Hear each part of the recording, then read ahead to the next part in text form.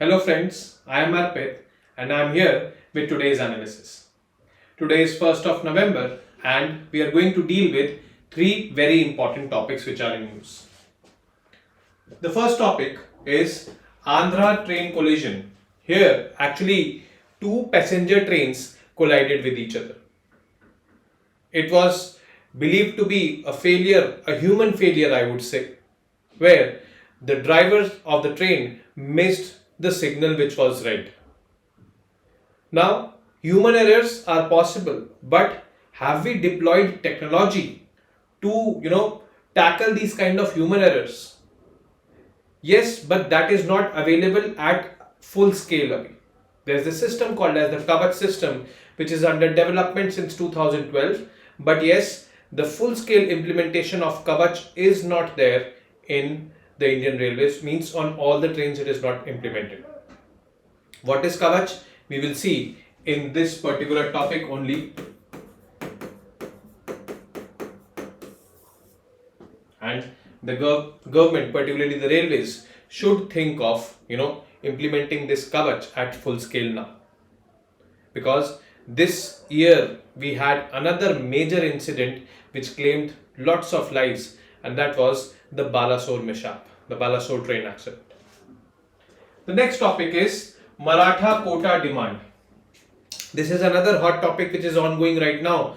It is like the Maratha demand for quota has again resurfaced.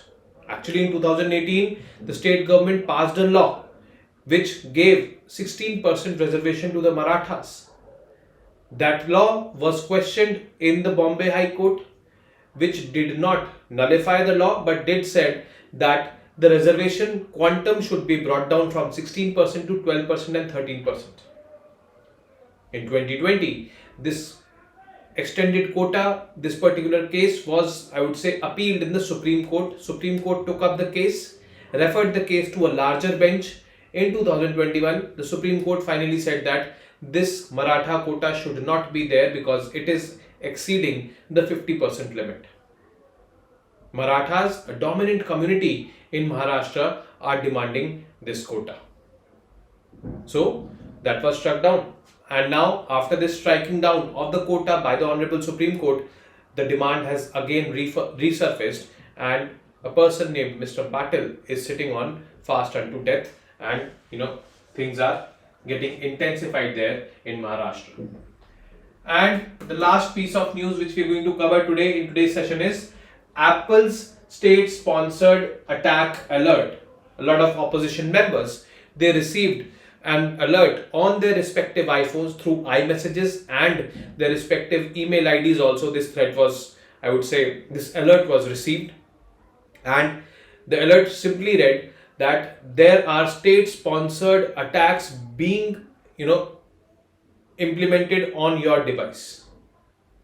So a kind of a remedial measure was also given. There's this lockdown mode in which you can switch on that lockdown mode, which is available in the settings in the Apple iPhones. But concerning point was state sponsored, and state sponsored, we all know state means the government. Was it really state sponsored? Was it sponsored by the government?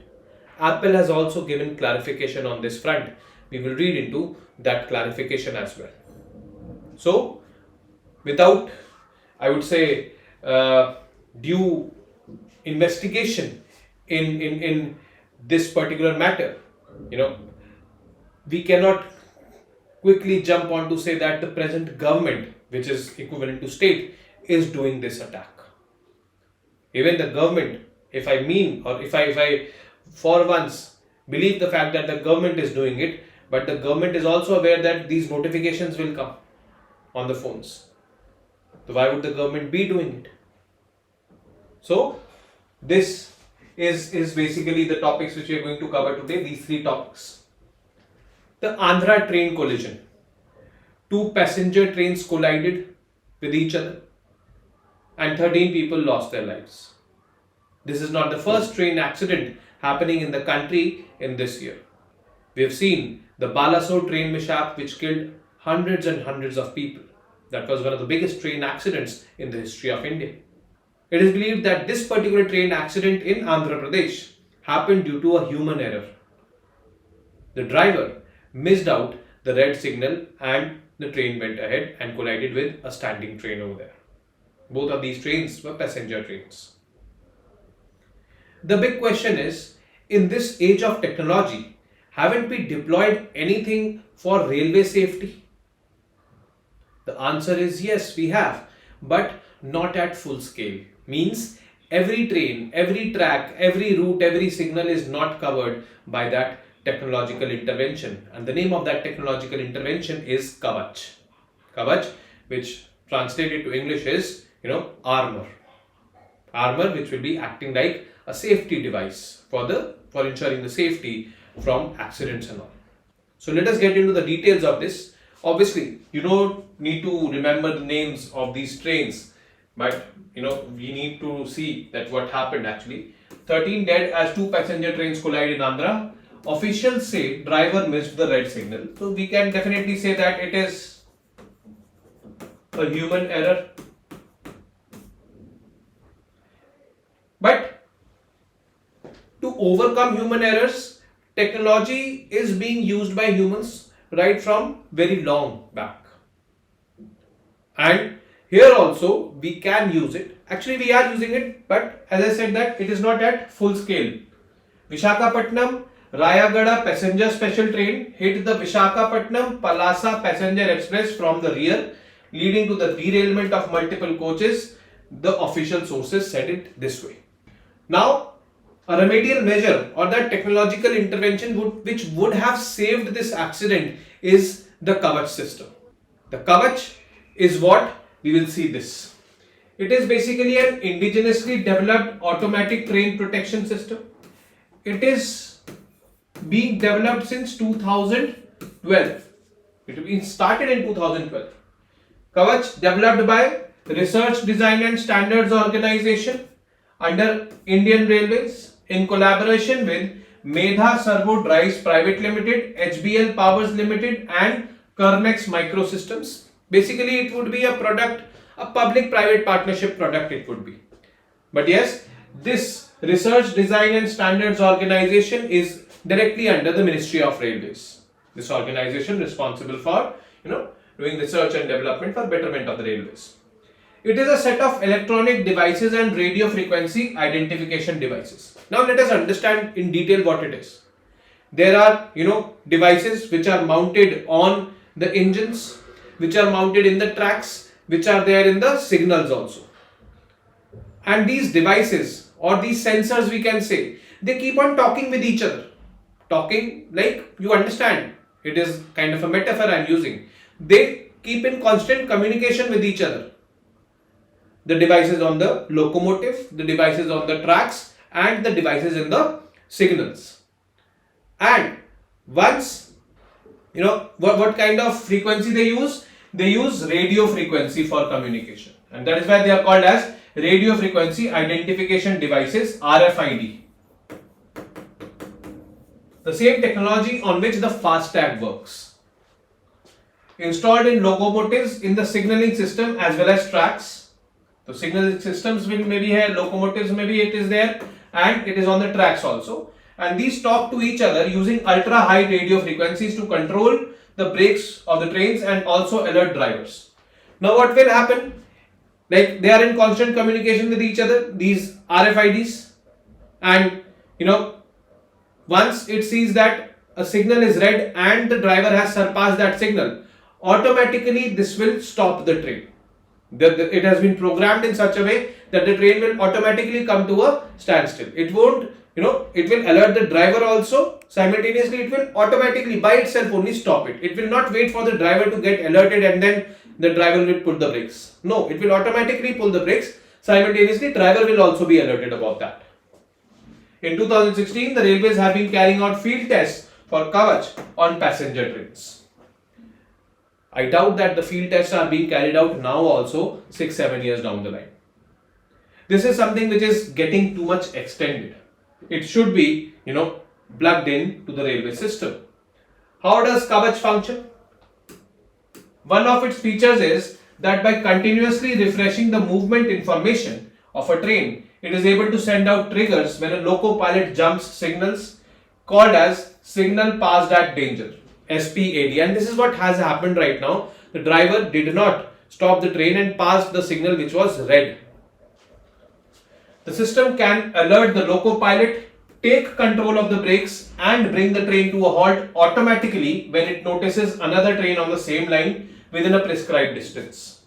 This will happen. A device also continuously relays the signals ahead to the locomotive, making it useful for the loco pilots in low visibility. Low visibility can be during the night time and also during the, I would say, foggy conditions. So it controls the speed of the train by an automatic application of brakes in case of loco pilot fails to do so. Automatically it will do it. It helps the loco pilot in running the train during inclement weather conditions such as dense fog. Because in foggy conditions, trains frequently they get delayed. So this Kavach system, if it is installed, it will help in reducing the frequent delays also during inclement weather conditions like the fog. So this is what Kavach system is, and definitely it and other technological interventions, if the railways is finding it or is researching about it, those should be implemented. So, but it is high time because we need to ensure the safety of the passengers as well and the safety of the locomotives also. The Maratha quota demand.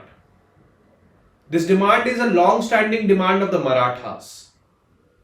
Marathas are those people who are around 1/3 population of Maharashtra. Maharashtra's or Marathi speaking people.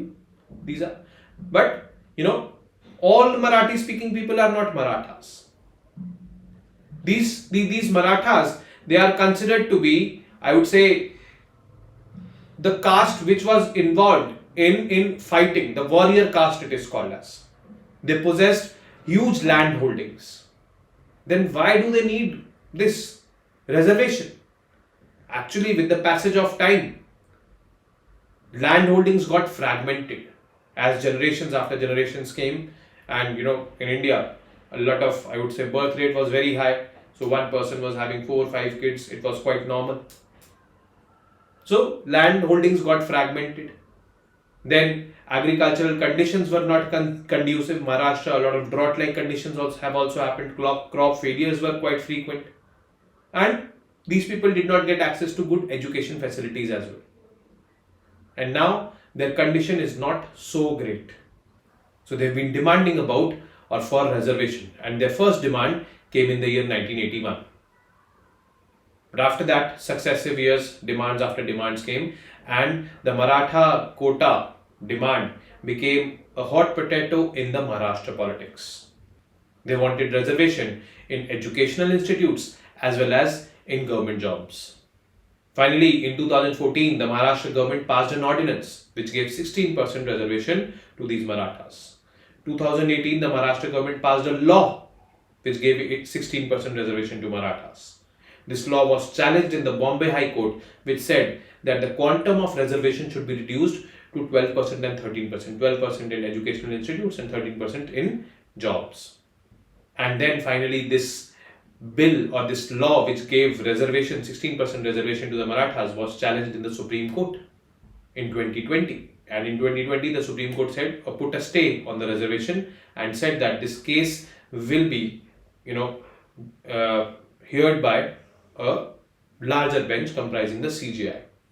Finally, in 2021, the CJI bench, heard that case and nullified the quota. They said that Marathas are not eligible to get this quota because this quota is exceeding the 50% limit which has been mandated under the Indira Sawhney case.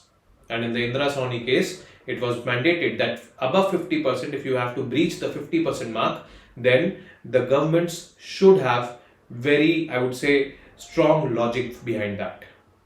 But the court interpreted the quota for Marathas did not have that strong logic, hence it nullified it. Now a person named Manoj Patil is sitting on fast unto death demanding the quota again and putting pressure on the state government. So let us look into it in detail.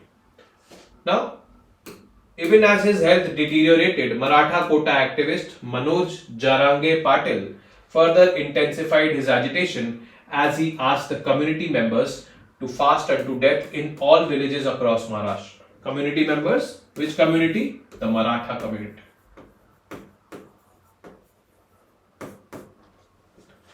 He also urged the state government one last time to take his agitation seriously and provide reservation to the Marathas.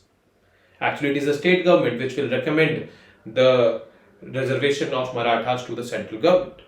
So, this was there. In the same breath, he once again appealed to Maratha youths to shun extreme steps like suicides for the sake of reservation, said that you don't go for suicides. This is an extreme step. And told them to keep politicians away from the villages, because politicians will try to take leverage of this kind of situation. And we want results. We don't want hollow promises. This is what he says. Now, who are the Marathas? We should know this also. Marathas are a group of castes comprising peasants and landowners, among other constituting 33% of the state's population. Means 1/3 of the state's population is Marathas. While most Marathas are Marathi speaking, well, this does not mean that all Marathi speaking people belong to the Marathas. There are other Marathi speaking people also who are non-Marathas in the state. But mostly all Marathas are Marathi speaking people. Historically, they have been identified as warrior caste with large land holdings. Now, this large land holdings raises eyebrows. That large land holdings, why they need reservation? But these large land holdings they were holding or they were possessing, in history way back. As and when their generations, proceeded, the average land holding size decreased. Land fragmentation happened. Since the formation of Maharashtra state in the year 1960, of its 20 chief ministers, 12, including the present Eknath Shinde, have been from the Maratha community. And still they are not able to provide reservation. So there will be certain, I would say, strong points with the government also for not providing reservation till now. Why are they demanding reservation? Over the years, the Marathas have faced a lot of hardships due to factors like land fragmentation. The land holding size got reduced because the land when is transferred from father to the son. There were many sons, 4 or 5 sons, as the birth rate was very high. Then it further got transferred to their sons. So, in this way, the average land holding size reduced. Agrarian distress was there because Maharashtra is a drought-prone region. Unemployment was high and lack of educational opportunities for the Marathas. All these factors led to their deterioration, and now they are demanding this reservation. Many Marathas have faced social and economic backwardness. The community still plays an important role in the rural economy in Maharashtra. Therefore, they have been demanding reservation. And finally, their voices were heard when, in 2014, an ordinance was tabled for them. But before 2014, we should also know that when was the starting, what is the genesis of this demand of reservation? Actually, the Marathas have been demanding reservation in government jobs and educational institutes for a long time. The first protest was held 32 years ago by a Mathadi labor union leader Anna Sahib Patil in Mumbai. Since 1981, Maratha reservation has become an integral part of politics in Maharashtra. And ahead of 2014 assembly elections in Maharashtra, the Prithviraj Chavan-led government actually passed an ordinance. This ordinance gave 16% reservation to Marathas in government jobs and education. It was based on the Narayan Rane Committee recommendations. Then, in November 2018, a law was passed for them. Based on the findings of Backward Class Commission headed by M.G. Gaikwad, the government gave its nod to reservation to Marathas under special provisions and passed the Socially and Educationally Backward Classes Act, which gave 16% reservation to the Marathas. The Bombay High Court, this was challenged in the Bombay High Court, and the Bombay High Court upheld the decision but said that the quantum of reservation should be reduced to 12% in education and 13% in jobs. Not 16% blanket reservation should be there. Then this was challenged in the Supreme Court because those litigants who were against this reservation, they were not satisfied with the Bombay High Court judgment. Now they came to the Supreme Court in 2020. The Supreme Court of India stayed its implementation and referred the case to the Chief Justice of India for a larger bench. Then in 2021, this larger bench headed by the Chief Justice of India struck down the Maratha reservation, citing 50% cap on total reservation it had set in 1992. The Supreme Court had set this cap in the Indira Sawhney case in 1992 and said that total reservation cannot exceed the 50% mark. And that is why we see, reservation, or we saw reservation as 27% for OBCs, 15% for SCs and 7.5% for STs, which makes it total to 49.5%. But now EWS reservation is also here, and last year there was a judgment by the Supreme Court in November 2022 which upheld the passage of EWS, that is 108th Constitutional Amendment Act, which gave 10% reservation additional to 7.5% to STs, 15% to SCs and 27% to OBCs. Additional 10% reservation was given to EWS people. So that actually violated it, but yes, Supreme Court had its own logics over there.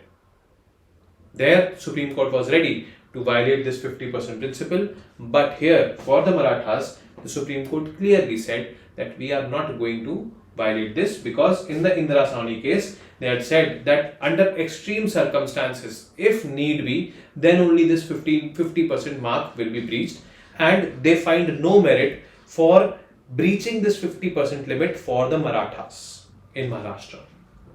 The Maratha reservation of 12% and 13% had increased the overall reservation ceiling to 64% and 65% respectively, and which did not, meet the, I would say, satisfactory levels of the judges' hearing to this particular case in 2021. Now, what was the 2021 judgment? The Supreme Court said that there were no exceptional circumstances or extraordinary situation in Maharashtra for the state government to breach the limit of 50%. Hence, this has to be struck down. In addition, the court ruled that the state had no authority to accord socially and economically backward status to a community. This authority is there with the President of India. And only the states can make suggestions to the President. They cannot demarcate or they cannot label any community as socially and educationally backward classes in the central list of socially and backward classes. The Supreme Court highlighted that separate reservation for the Maratha community violates Article 14, that is right to equality, and Article 21, due process of law and right to life as well. In November 2022, after the Supreme Court upheld the 10% quota for economically weaker sections, the state governments said that until the issue of Maratha quota is settled, Marathas can take advantage of this 10% quota of reservations. But Marathas now are demanding separate reservation. That is why that person, Mr. Patil, is sitting on fast unto death. So this is basically the timeline, the issue which needs to be understood, and the connectivity with Indira Sawhney case here is important. Connectivity with the EWS judgment of the Supreme Court which came last year is important in this context to get the complete picture of this Maratha quota appeal. Few members of the opposition, they received a notification on their Apple iPhones yesterday. The notification read that your phone is under, a state-sponsored attack. Or the state-sponsored authorities are trying to attack or breach your cyberspace. It is advisable that you switch on the lockdown mode in the settings. This is what Apple sent as a notification yesterday. Notably, this notification was sent to members of the opposition. Now, opposition members will definitely come out with this picture that state-sponsored means it is being sponsored by the government of India. They are trying to breach in our cyberspace. They are trying to, do espionage or cyber spying on us. And this became, I would say, a flary news yesterday.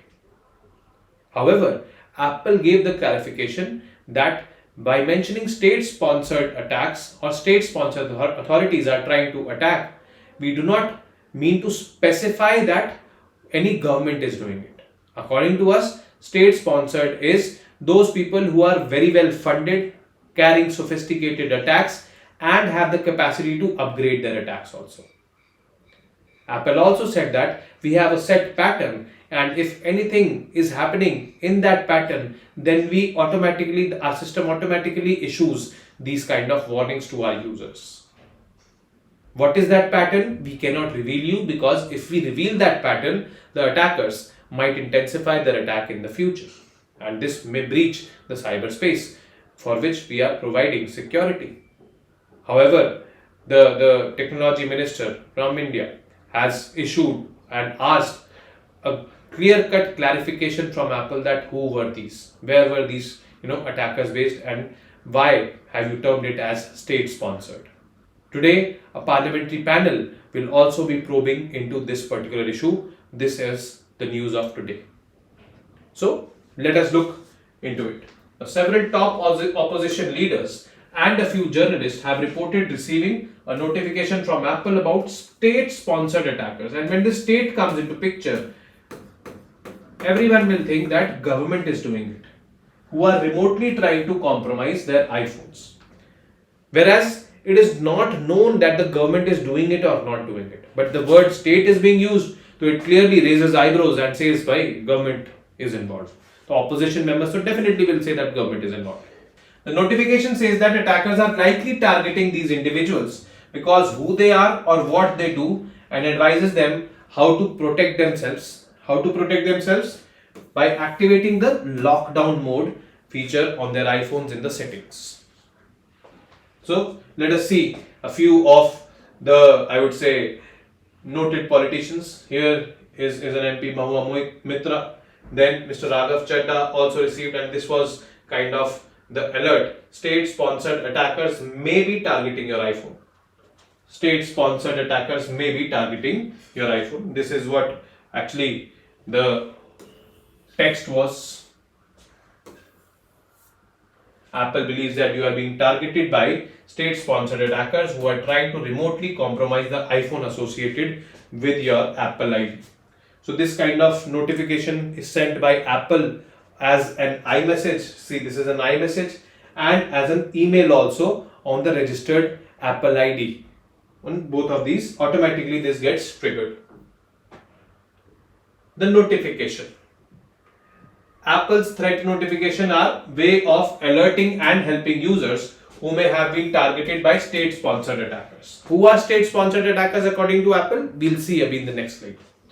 But as of now, let's know more about the notification. As a response to these attacks, the company has developed a system that can spot activity that matches certain patterns. Which patterns? Apple has not revealed, because if Apple reveals these patterns, then Apple says that it will be more easier for the attackers to attack in the future. So if any, I would say, activity is happening and disturbing these or under these patterns, if any activity is happening, then these kind of warnings are issued. Threat notification is sent by email and iMessage to the email address and phone. The notification that some politicians and others received was likely triggered by this system. And this is not the first time this kind of notification was being issued by Apple, or India was not the first country in which anything of such was happening. In around 150 countries all across the world, these kind of notifications Apple has sent over the years. Not only yesterday, but yes, over the years it has sent. In its note issued earlier, Apple had said, we are unable to provide information about what causes us to issue threat notification. They're talking about these patterns, as that may help state-sponsored attackers adapt their behavior to evade detection in the future. So they may attack, they may compromise your cyberspace, and they may evade also if we reveal these patterns. Now, who are these state-sponsored attackers? According to Apple, Apple said in a statement on Tuesday that it does not attribute the threat notifications to any specific state-sponsored attacker. In a note issued earlier, the tech giant means Apple said state-sponsored attackers are very well funded and sophisticated, and their attacks evolve over time. Those people are known as state-sponsored attackers, and which clearly does not mean that state-sponsored is equivalent to government-sponsored. It can be or it cannot be also. Detecting such attacks relies on threat intelligence signals that are often imperfect and incomplete. This is also being said, and Apple also clarifies that these may be false alarms also. But again, false alarms coming on the politicians who are in opposition, and that too simultaneously. That is, I would say, the height of coincidences. So something was happening. What was it? It is unclear right now. Now, features of the attack. Attackers backed by the government go after specific individuals and their devices. Such attacks are very different from the ones carried out by regular cyber criminals, who usually target large number of users for financial gains. Now, these kind of attacks are not targeted for financial gains. These are targeted for gaining information, that crucial information, for spying, that is called as cyber espionage. And one such attack was there in news, I would say a few years back, that was Pegasus. When political leaders like Rahul Gandhi and all, they claimed that their cyberspace has been compromised. Government is using this Pegasus spyware for getting access to their cyberspace. But later in the Supreme Court, this was clarified that the government was not involved. It was not clear whether the government was involved or not. The government got a clean chit. According to Apple, state-sponsored attackers are often short-lived and are designed to evade detection and exploit vulnerabilities that may not be known to the public. This is what their nature or features of attack is. Their only and only aim is to get access to the crucial information. So, this is how we need to approach this. We do not need to form any perception that the government is involved in doing it. As aspirants, definitely not. You need to go into the details that what are, I would say, state-sponsored attackers or state attackers according to Apple. And obviously now the government of India has pressurized Apple to give clarification on this matter, and an investigation committee will be set up for this to clarify the issue, and you keep on following it. It may be, I would say, a propaganda of the opposition also. Anything can happen. So it is politics. So, but we as aspirants need to keep a very balanced view over here. Okay. So this is it from today's session. The three topics we covered. First was the train accident in Andhra. Second was the Maratha quota demand. And third was this signal issued by Apple. And I will be meeting you tomorrow with more such informative news pieces. And till then, you guys know what to do. Keep studying, keep reading, keep writing, and most importantly, keep revising. Namaste, Jai Hind.